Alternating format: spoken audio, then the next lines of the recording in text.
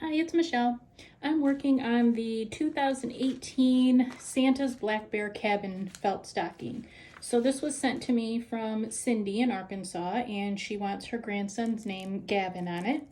And so I thought this would be a perfect time because I commented the other day on a Facebook page that I do the names in a split stitch, and a couple people wanted to see the split stitch and how I do it.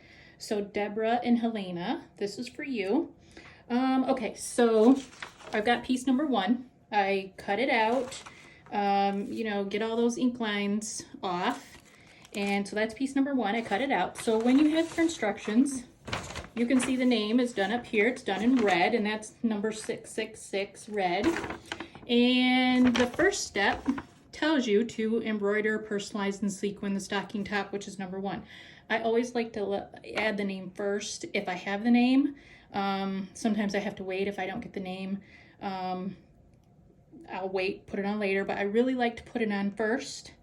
So that's step 1.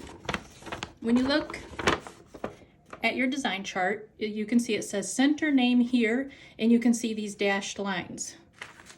Looking at your color symbol guide, you can see these dashed lines are the outline stitch. So it tells you 2 strands. Now when I do the name in the split stitch, I use 3 strands or 4.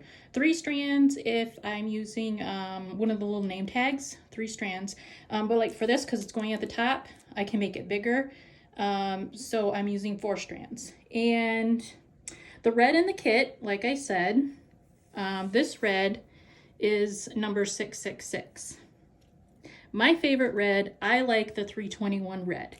There is a bit of a difference. The 321 red is a bit darker.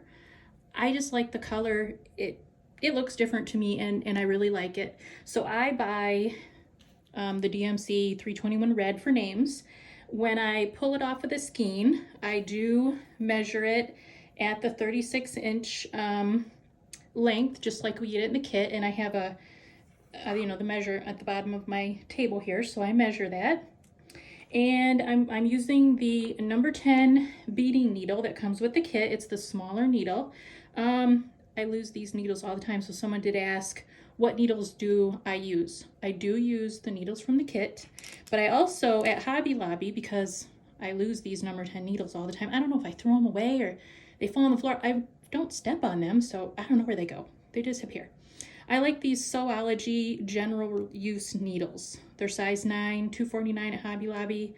I'll use these if I lose my number 10.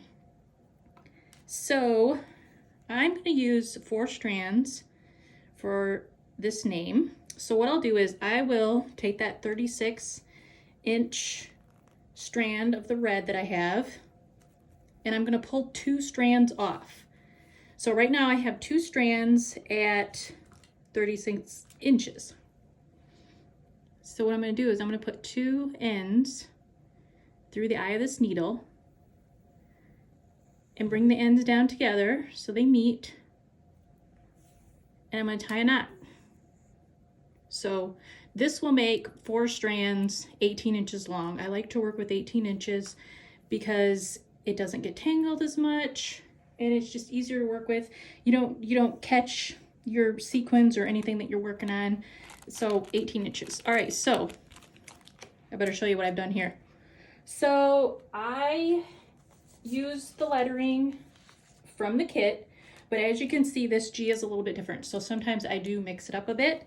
So I keep all these and I put them in these protective sheets. I did a kit years ago, and this was in there, and I liked the uppercase alphabet. I really liked those letters.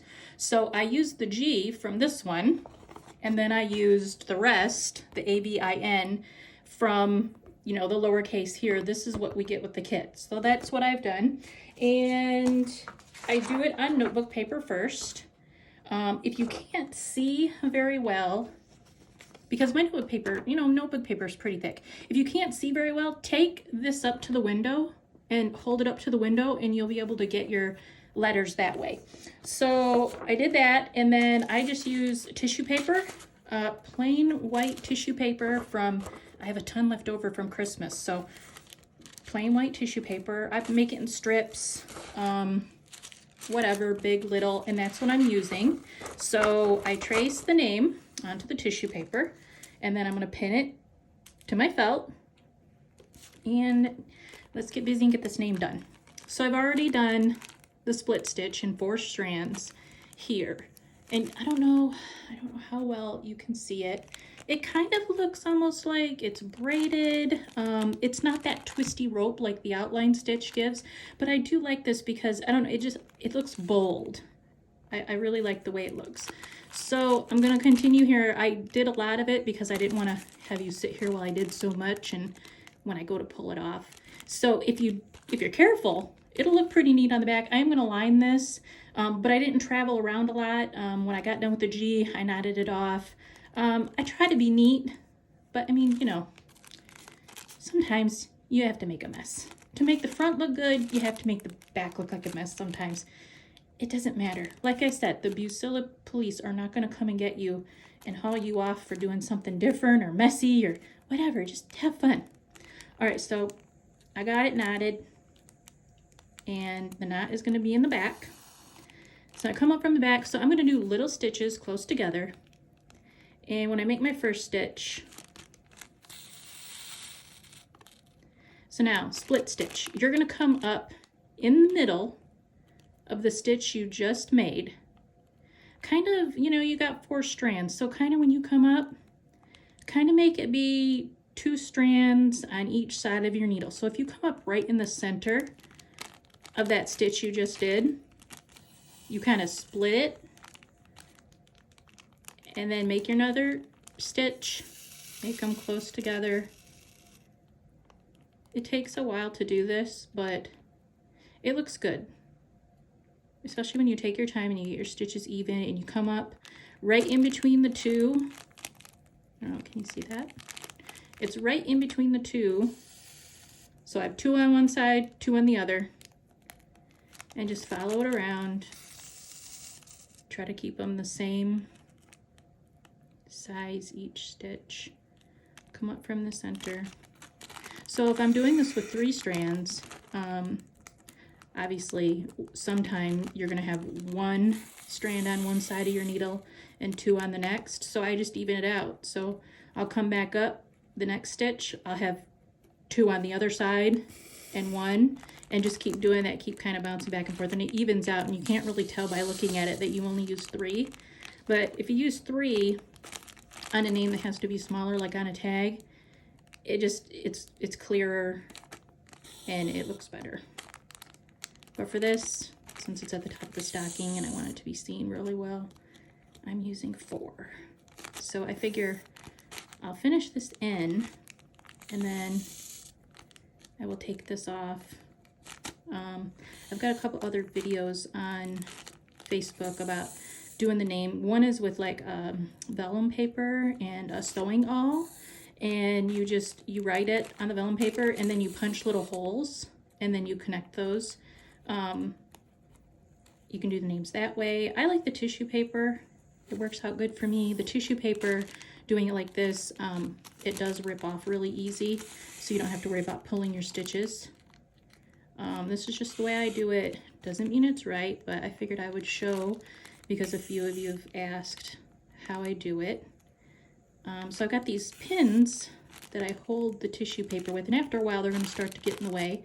So I'll just start removing them. I had probably 4 or 5 on here because you really want to hold this tissue paper down as you're going because you don't want it to move. Those little clips work really well too. I use those sometimes, just whatever I have in front of me. So I'm almost done here. And I've done this so much that like it just kind of, I just kind of do it. I don't have to think about it really. I just kind of do it. So I'm getting down to my last 2 little stitches here. And as you can see, there's an I in this name.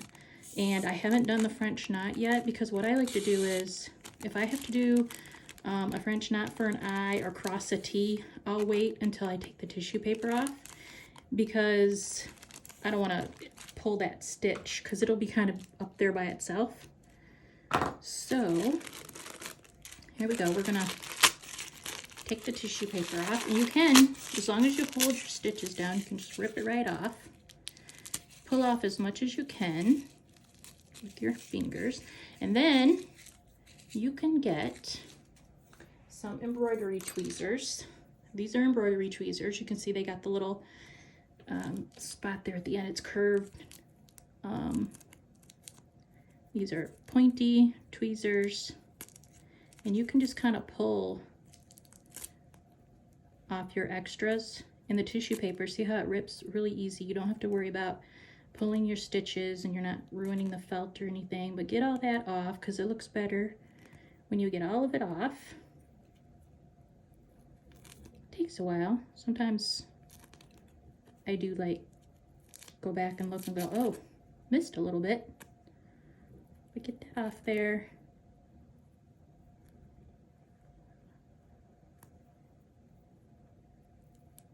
So you kind of get the idea of what I'm doing here. If I can get this G cleared, and then I can go over and do the French knot I there, but I'll show you this G here in just a second. Maybe now that the tissue paper is gone, you'll be able to see it real well.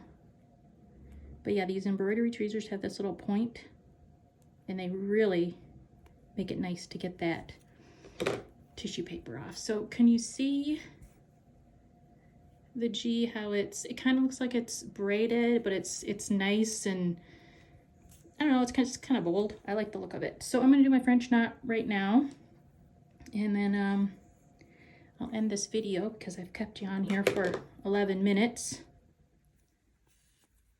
So French knot, I've got 4 strands here, using the same as what I use. I'm going to wrap it around 4 times to make a nice big French knot up there. Hold it tight with this other hand, that way you get that nice tight knot. And there it is. I'm going to finish picking this off, and there's how I do the split stitch. I really like how that looks. There you go. Have fun.